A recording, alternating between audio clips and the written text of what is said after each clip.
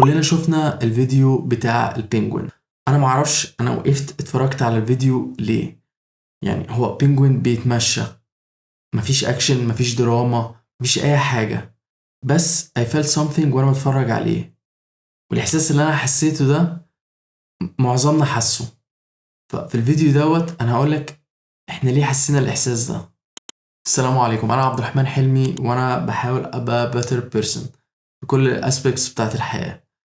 ف through my journey بتعلم حاجات وبحاول ان انا اشيرها معاكم في الشانل دي.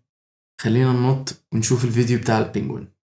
But one of them caught our eye, the one in the center.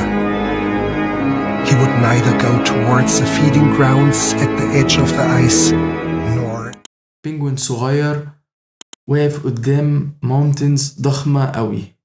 وفي اللحظة ديت انا عرفت ان احنا مكناش شايفين البينجوين، احنا كنا شايفين نفسنا.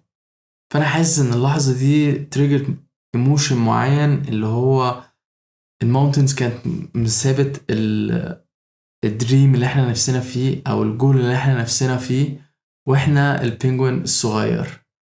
فاحنا حاسين ان احنا الهدف بتاعنا او الدريم بتاعنا ضخم قوي واحنا صغيرين قوي وهو بعيد قوي عننا. وفي اللحظة ديت حسينا قد ايه ان احنا نوصل للهدف بتاعنا او الجول بتاعنا ان هو حاجة صعبة قوي.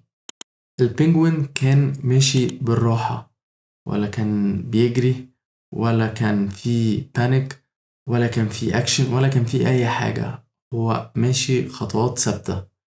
و I think دي reflected معانا الحتة اللي هي الإحساس إن إحنا عايزين ننجز كل حاجة بسرعة، عايزين نوصل للهدف بتاعنا بأسرع وقت، عايزين نشوف الشورت كات. بس إحنا شفنا في البينجوين دوت الستادي ستابس أو السمول ستابس اللي بتوصلك لحلمك. فحسينا بإحساس إن هو حقيقي. ولو بصينا في الفيديو هنلاقي إن البينجوين لوحده في الفريم، وأعتقد دي أكتر حاجة وجعت في الرحلة بتاعتنا أو في الرحلة بتاعتي في السيلف امبروفمنت. عادة بلاقي نفسي لوحدي، وأي حد بيبدأ الجيرني ديت بيعرف إن قد إيه الرحلة دي أنت منك لوحدك، ولا في حد بيشجعك، ولا في حد فاهمك، ولا في أي حد معاك. عشان كده بحس إن ممكن من أكتر الحاجات اللي خلت الفيديو ده يجو فايرل هي اللقطة ديت، إن البينجوين كان لوحده في الفريم. وآخر حاجة إن الفيديو مريناش الأندنج عاملة إزاي، يعني إحنا منعرفش البينجوين وصل ولا موصلش، سابها لنا open. فأنا حاسس إنها reflected مع الدريمز والجولز بتاعتي، إن أنا مش عارف أنا هوصل ولا مش هوصل. فمفيش جارانتيز، يعني أنت بتاخد الخطوة وماشي، بس أنت مش عارف هتوصل ولا مش هتوصل. بس إحنا كنا شايفين إن البينجوين بياخد الخطوة، وأنا think إنها ادتنا دافع حلو كده اللي هو keep going. خليني أقولك إن من كتر ما الفيديو عجبني أنا عملت ديب دايف في الموضوع. خليني أقولك إن البينجوينز المسافة اللي هي بتمشيها أكتر من كده بكتير. يعني في الحقيقة البينجوين ده ممكن يروح الماونتنز ويرجع مرتين وحاجة عادية.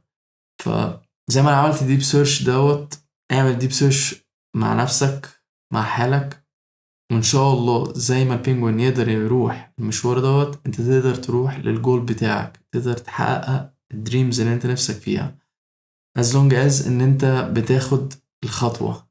مش مهم حجم الخطوة عامل ازاي، مهم ان انت بتاخد خطوة. وشكرا.